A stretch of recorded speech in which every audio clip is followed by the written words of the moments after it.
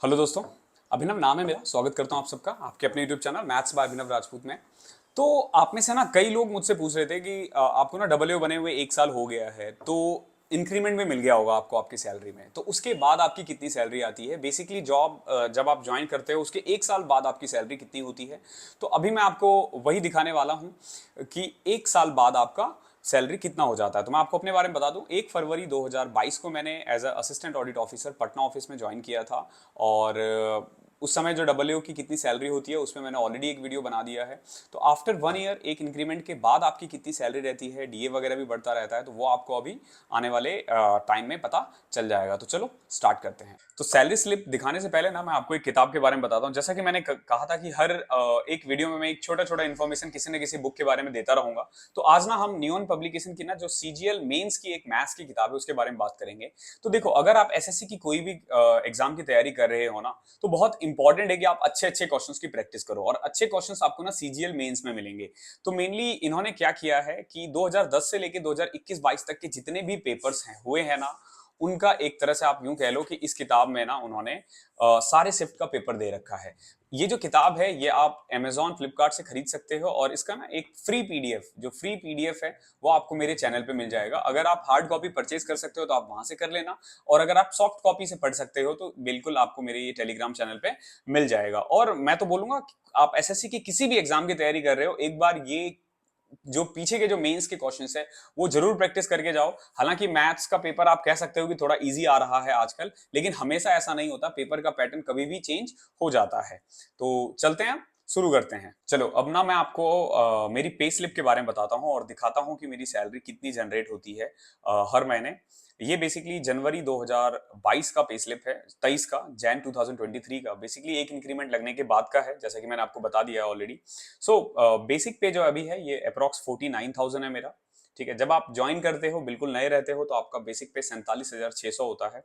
उसके बाद इस पे ना आपको डीए मिलेगा। डीए है बेसिकली 18,620 रुपए। ये अभी 38% है, आने वाले दिनों में ये 42% होने वाला है। तो उसके बाद आपकी आने वाले दिनों मतलब ये विद इन 1 मंथ है, 1 मंथ के अंदर ये इतना हो जाएगा। और फिर आपकी सैलरी आप कह सकते हो कि बढ़कर ये जो अभी gross salary in hand salary 79,936 आ रहा है, तो इसमें 2,000 और बढ़ जाएगा। तो कुल मिला के आप ये कह सकते हो कि मेरी सैलरी जनवरी की अप्रॉक्स 76,000 है इन हैंड। ठीक है, ये डीए आने वाले दिनों में मिलेगा, लेकिन वो बढ़कर मिलेगा। इसके अलावा एचआरए, आप क्योंकि मैं पटना में पोस्टेड हूं और आप सबको पता है 18% मिलता है अगर आप वाई सिटी में हो, तो 18% आपको एचआरए मिलता है। तो ये 8820 रुपए एचआरए है। ये 18% बेसिकली इस बेसिक पे का होता है। देन टीपीटीएल अलाउंस है। टीपीटीएल होता है ट्रेवलिंग अलाउंस, ठीक है, जो बेसिकली मुझे मिलता है 3600 रुपए। वाई सिटी में हूं मैं, एक्स सिटी में भी ये इतना ही है, लेकिन कुछ कुछ सिटी में ये 1800 भी होता है। तो 3600 रुपए, और इस पे आपको डीए भी मिलता है जो बेसिकली 38% है, और आप इसको जोड़ देते हो तो टीपीटीएल आपका बन जाता है 4968। तो कुल मिला के यहाँ से जो टोटल इन्वॉल्वमेंट बनता है मेरा, यानी कि टोटल ग्रॉस सैलरी कह सकते हो 81,408 रुपए। अब देखो, इसमें ना कुछ एक रिकवरी होती है हमारी। बेसिकली देखो, ये CGEGIS है, ये एक तरह से इंश्योरेंस है। जब आप रिटायर होते हो तो आपको पैसा मिल जाता है ये, और अगर बीच में कोई कैजुअलिटी होती है तो आपको आपकी फैमिली को मिलता है। ये 15-20 लाख रुपए के करीब होता है, एग्जैक्ट अमाउंट मुझे भी नहीं ध्यान है। देन सीजीएचएस कटता है, जो हमें मेडिकल फैसिलिटी मिलती है। मैं क्योंकि 49,000 मेरा ग्रेड पे है, तो मैं सेमी प्राइवेट के लिए एलिजिबल हो गया हूं। पहले हम लोग मैं 49,000 से नीचे वाले को सेमी प्राइवेट नहीं मिलता है। देन सीजीएचएस के बाद ये ना एम्प्लॉय कंट्रीब्यूशन है, ये एनपीएस है। ये जो आप देख रहे हो ना, ये बेसिकली एनपीएस है 6762। ये मेरी सैलरी से कटता है, और अप्रोक्स गवर्नमेंट जो है ना वो 9300 से 9400 के करीब ये और ऐड करती है। गवर्नमेंट मेरे बिहाफ पे एनपीएस में कंट्रीब्यूट करती है। तो कुल मिला के आप ये कह सकते हो कि ये अप्रोक्स 16,100 16,200 के करीब मेरा हर महीने एनपीएस में जमा है। ये 16,100 से 200 हर महीने आप यूं कह लो कि एनपीएस में मेरा जमा हो रहा है, जो बेसिकली एक तरह से मेरी सेविंग है। और जब मैं रिटायर करूंगा तो वो पैसा मुझे मिल जाएगा।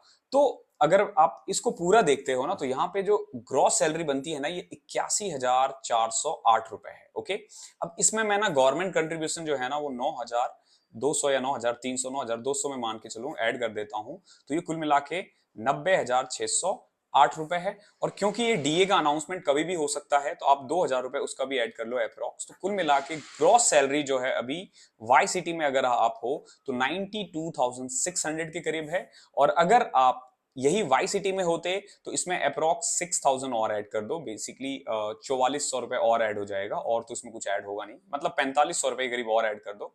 मैं 5,000 ही ऐड कर देता हूं। तो कुल मिला के आप ये कह लो कि अगर आप एक्स सिटी में होते तो आपकी सैलरी होती अप्रोक्स 97,000 ग्रॉस, 97 के ग्रॉस। और इन हैंड सैलरी जैसे कि मेरी यहाँ 74,000 है, बट 2,000 मैंने बोला डीए भी हटा दो, बढ़ा दो, तो 76,000 ये वाई सिटी में इन हैंड है। अगर आप यही दिल्ली या किसी एक सिटी में होते तो यही सैलरी आपकी 80 to 81,000 के करीब होती इन हैंड सैलरी।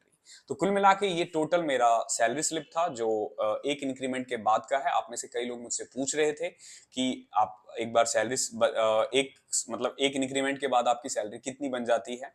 तो जब मैंने ज्वाइन किया था, मैं आपको बता दूं, जब मैंने ज्वाइन किया था तब मेरी सैलरी जो आ रही थी ना वो 68,000 के करीब आ रही थी इन हैंड, जो एक साल में बढ़कर 76,000 के करीब हो गया है, 68-69 के बीच में। तो आप देख सकते हो कि एक साल में अप्रोक्स 6 से 7 हजार रुपए बढ़ा है, 6 to 7,000। 10% आप मान के चलो कि ईयरली इंक्रीज होता रहता है। और यही आपका बेसिकली पर ईयर का इंक्रीमेंट है। आप प्राइवेट जॉब में कह सकते हो कि इससे ज्यादा है, लेकिन गवर्नमेंट में इतना ही मिलता है, और ये सफिशिएंट है एक अच्छी लाइफ जीने के लिए। तो thank you so much. I hope मैंने आपके सारे डाउट्स क्लियर कर दिए हैं। अगर फिर भी कोई क्वेश्चन रह गया है तो आप मुझसे कमेंट में पूछ लेना, मैं कोशिश करूंगा आपको जवाब दे दूं।